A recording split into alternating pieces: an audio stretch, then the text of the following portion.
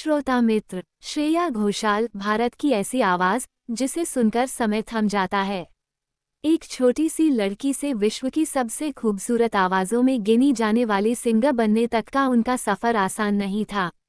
इस audio story में जानिए उनकी अनसुनी बातें, संघर्ष, कामयाबी और जीवन यात्रा। मित्र, अगर आप चैनल में नए हो तो सिंफोरिया चैनल को सब्सक्राइब करें। भाग 1। सुरों का जन्म। रात का सन्नाटा, खिड़की से आती हल्की हवा और कमरे में रखे तानपुरे की महीन गूंज, जैसे कोई अदृश्य शक्ति संगीत के स्वर बिखेर रही हो। उसी पल एक बच्ची बिस्तर पर लेटी हुई, अपनी आंखें बंद किए, कुछ सुन रही थी। कोई साधारण धुन नहीं, वो सुर थे जो दूर कहीं ब्रह्मांड की गहराइयों से सीधे उस छोटी बच्ची के दिल में उतर रहे थे। यही बच्ची आने वाले समय में भारत की सबसे मधुर आवाज बनेगी। 12 मार्च 1984 की सुबह, पश्चिम बंगाल के मुर्शिदाबाद जिले में एक साधारण सा घर, लेकिन उस घर में होने वाला जन्म साधारण नहीं था। एक बच्ची ने पहली बार दुनिया को देखा, एक शांत, मासूम, कोमल मुस्कान के साथ। माँ ने कान में धीरे से कहा, श्रेया, यही नाम ठीक है। किसे पता था ये नाम संगीत इतिहास को बदल देगा। पिता भालो घोषाल, पेशे से न्यूक्लियर पावर सेक्टर के वैज्ञानिक, बिल्कुल वैज्ञानिकों जैसा शांत, स्थिर और अनुशासित स्वभाव। माँ शर्मिष्ठा घोषाल, जिनकी जिंदगी का दूसरा नाम ही संगीत था। उनके गले से निकली हर तान घर की दीवारों पर नहीं, सीधे छोटी श्रेया की आत्मा पर लिखी जाती थी। कहते हैं, बच्चा बोलना बाद में सीखता है, सुनना पहले। श्रेया भी संगीत को समझना पहले सीखी, गाना बाद में। घर में अक्सर एक दृश्य दिखता, माँ रसोई में हूँ पर गुनगुनाते हुए काम कर रही हूँ, और पास के बिस्तर पर एक नन्ही बच्ची पेट के बल लेटी हुई, हाथ में बिस्किट पकड़े, उन सुरों को ध्यान से सुन रही हो। कभी मुस्कुराती, कभी आंखें बंद कर लेती, जैसे वो कोई पुराना भूला हुआ गीत पहचानने की कोशिश कर रही हो। मानो जन्म से पहले ही उसकी आत्मा संगीत के सागर में नहाकर आई हो। धीरे धीरे चलना सीखा, बोलना सीखा, लेकिन सबसे पहले सीखा सुर पकड़ना। माँ जब रियाज करती तो 2 साल की नन्ही श्रेया बिस्तर पर बैठकर हर सुर पर अपने सिर को हल्का हल्का हिलाती। कई बार ऐसा होता, माँ कोई गलती से एक सुर गलत गुनगुना दे तो बच्ची एकदम से चौंक जाती, जैसे कह रही हो, माँ, ये सुर ऐसा नहीं होता। संगीत घर में बहता रहता, और उसी संगीत ने उस बच्ची की किस्मत लिखनी शुरू कर दी। बाहर की दुनिया उसे एक साधारण बच्ची समझती थी, पर अंदर ही अंदर वो एक सुरों की देवी में बदल रही थी। जहाँ दूसरे बच्चे खिलौनों से खेलते, वहीं श्रेया माँ के तानपुरे के धागों को छूकर आवाज की दुनिया को खोजा करती। और फिर एक दिन शाम का समय था, माँ वही तानपुरा लेकर बैठी।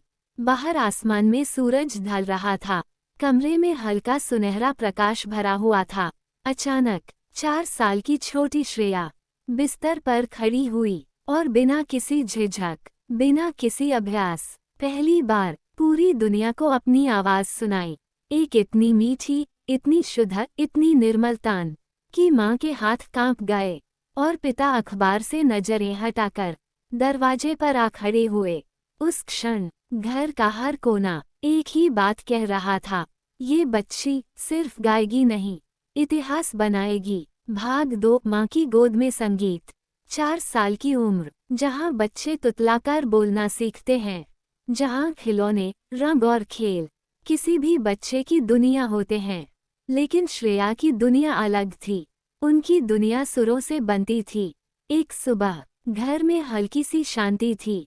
माँ तानपुरा लेकर रियाज शुरू करने ही वाली थीं कि पीछे से एक छोटी आवाज आई, एक नन्हा सा सुर, एक इतना कोमल, इतना सटीक सा कि माँ का हाथ तानपुरे की तार पर ही रुक गया।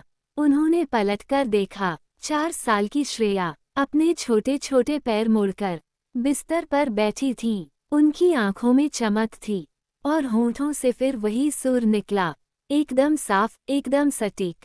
माँ के दिल में जैसे किसी ने घंटी बजा दी हो, ये बच्ची सिर्फ गा नहीं रही, कुछ सुन भी रही है भीतर से। उस दिन के बाद घर में एक नियम बन गया।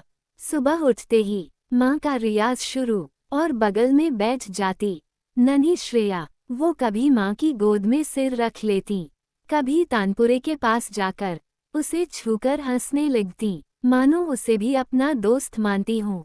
और फिर वो गुनगुनाना शुरू करती, पहले धीमे, फिर थोड़ा जोर से, फिर सुरों में एक ऐसी मिठास आ जाती जिसे सुनकर लगता ये बच्ची जन्म से ही एक कलाकार है।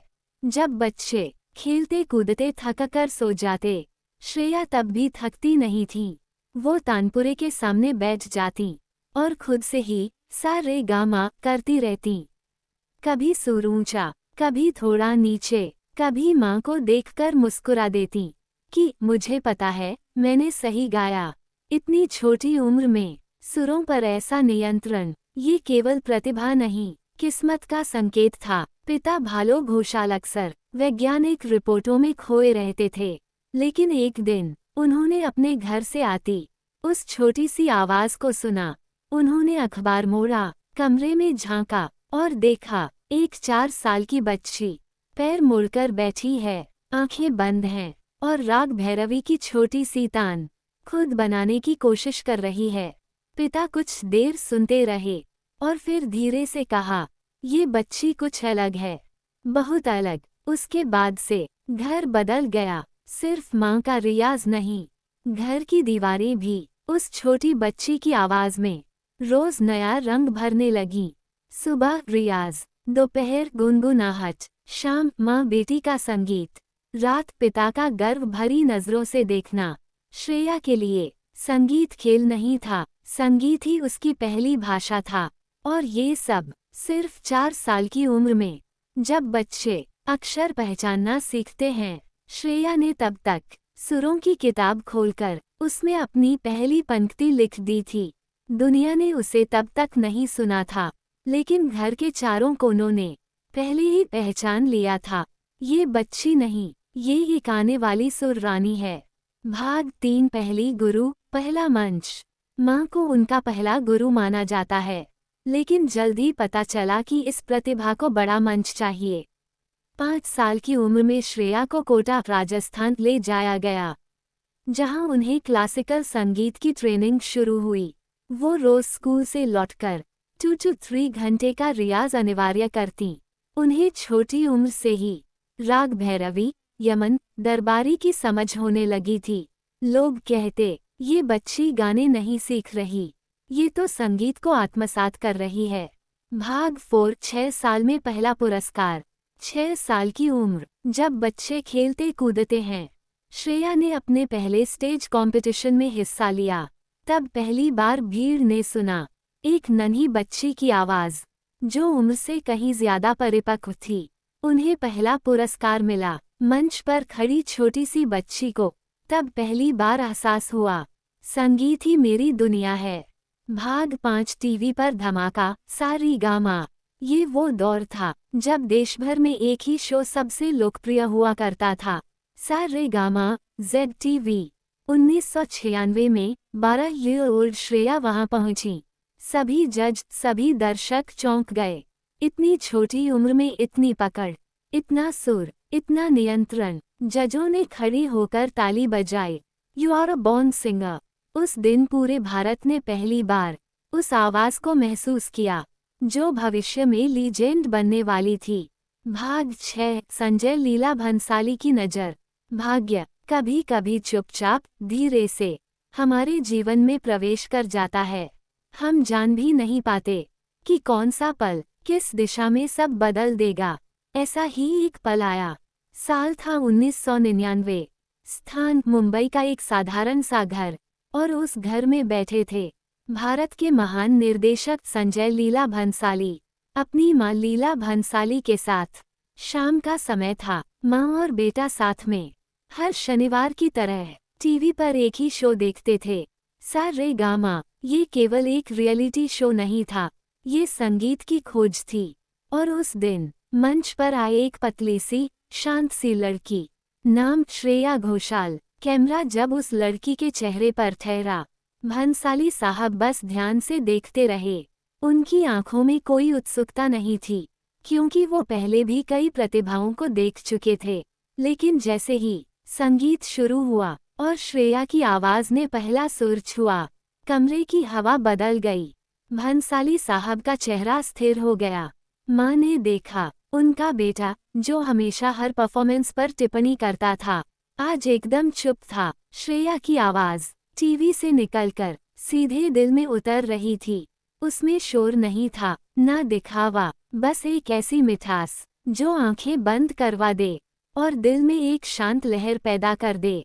गाना खत्म हुआ, स्टूडियो में तालियां बजीं, लेकिन कमरे में शांति थी।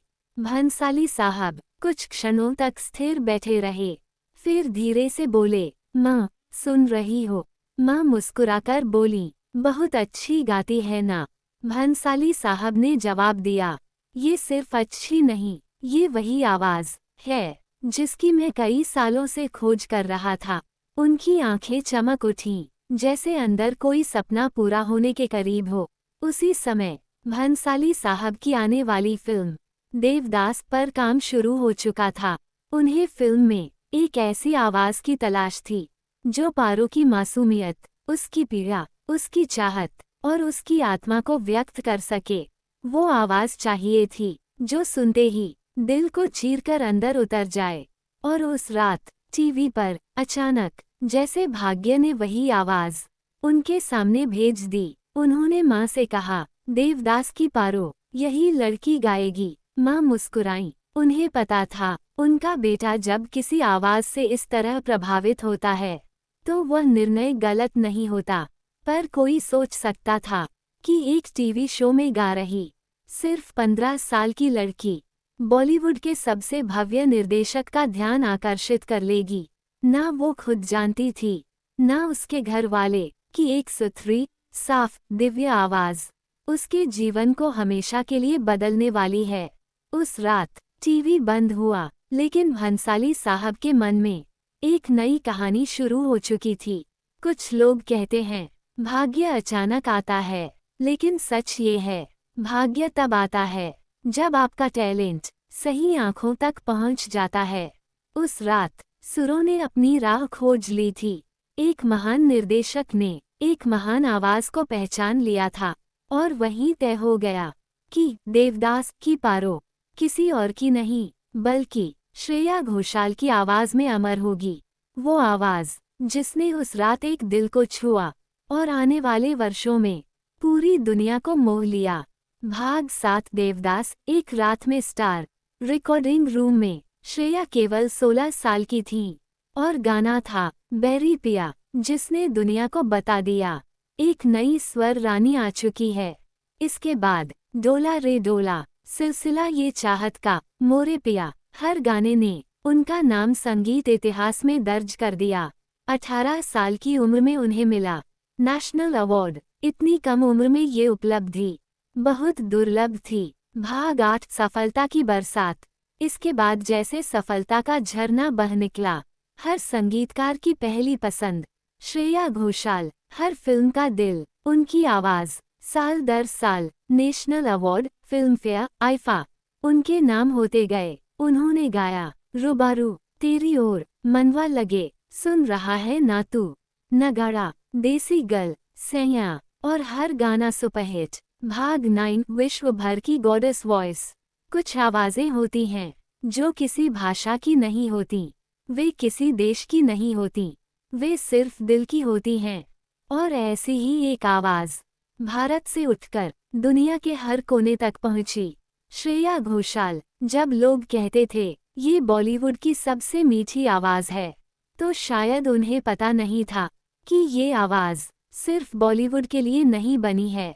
ये आवाज सीमाएं तोड़ने के लिए बनी थी, भाषाओं से ऊपर उठने के लिए और दुनिया को ये बताने के लिए कि संगीत की कोई सरहद नहीं होती। धीरे धीरे श्रेया ने एक नई यात्रा शुरू की। हिंदी में गाया, लोग प्यार करने लगे। फिर तमिल में गाया, दक्षिण भारत के दर्शक दीवाने हो गए। तेलुगु, कन्नड़, मलयालम, मराठी, गुजराती, ओड़िया, असमी और उनकी प्यारी बंगाली भाषा। एक एक भाषा में गाते हुए। वो सिर्फ गाने नहीं देती थीं, बल्कि हर भाषा की आत्मा को अपनी आवाज में ढाल लेती थीं। जैसे उनकी आवाज हर भाषा में घर ढूंढ लेती हो। आज वो 12 से भी ज्यादा भाषाओं में गा चुकी हैं और हर भाषा ने उन्हें अपने संगीत की बेटी बना लिया। फिर एक दिन अंतर्राष्ट्रीय संगीत समीक्षकों ने उनकी आवाज का वर्णन करते हुए लिखा, the sweetest voice of India, Bharat की सबसे मीठी आवाज। और दूसरे ने लिखा, the nightingale of modern era, आधुनिक युग की कोयल। ऐसे शब्द किसी गायक के लिए सम्मान नहीं, आशीर्वाद होते हैं। उनकी आवाज को नाइटिंगेल की तरह पवित्र कहा गया, जो सुनने वाले की थकान, दर्द और चिंता सब मिटा देती है। भारत की सीमाएं पार होते ही एक नई दुनिया खुली। लंदन के स्टेडियम, अमेरिका की ऑडिटोरियम, दुबई के music hall, Singapore, Malaysia, Canada, जहां भी श्रेया घोषाल गईं, लोग भीड़ बनकर उमड़ पड़े। कई देशों में उनके कॉन्सर्ट के टिकट घंटों में नहीं, मिनटों में सोल्ड आउट हो जाते थे। कई लोग कहते, हम उनकी भाषा नहीं समझते, पर उनकी आवाज दिल तक पहुंच जाती है। यही तो संगीत की सबसे बड़ी जीत है। एक समय था जब वो सिर्फ बॉलीवुड की आवाज थीं, फिल्मों की बैकग्राउंड, हीरोइन की भावनाएं, रोमांस की धड़कन। लेकिन अब वो फिल्मों से भी बड़ी हो गईं। वे एक इंटरनेशनल वॉयस आइकन बन चुकी थीं। उनकी आवाज ने भारत की सांस्कृतिक पहचान को दुनिया के सामने रखा। जब भी विदेशों में कोई इंडियन कॉन्सर्ट होता और श्रेया की आवाज गूंजती, दर्शक खड़े होकर ताली नहीं, सम्मान देते। आज जब लोग पूछते हैं, श्रेया को इतना बड़ा क्या बनाता है, तो जवाब सिर्फ यही है, उनकी आवाज में प्यार है, सादगी है और एक ऐसा जादू है जो भाषा से नहीं, दिल से पैदा होता है। वे भारत की नहीं, दुनिया की आवाज बन चुकी हैं। इंटरनेशनल आर्टिस्ट सिर्फ मंच से नहीं बनते, वो दिलों में जगह बनाकर बनते हैं। और श्रेया घोषाल आज भी हर सुर के साथ दुनिया के दिलों में अपना नाम लिख रही हैं। भाग 10 निजी जीवन। और आज 2015 में उन्होंने अपने चाइल्डहुड फ्रेंड शिलादित्य मुखोपाध्याय से शादी की। उनकी आवाज आज भी पहले जैसी मीठी, सुरीली और जादुई है। आज वो सिर्फ एक गायिका नहीं, एक संस्थान है। उन्होंने नई पीढ़ी को साबित कर दिया, कला उम्र नहीं देखती और मेहनत हर सपने को सच कर देती है। जब भी आप श्रेया घोषाल का गाना सुनते हैं, याद रखिए, उस आवाज के पीछे सालों की तपस्या, रियाज और अनुशासन है। वो सिर्फ गाती नहीं, संगीत को जीती हैं।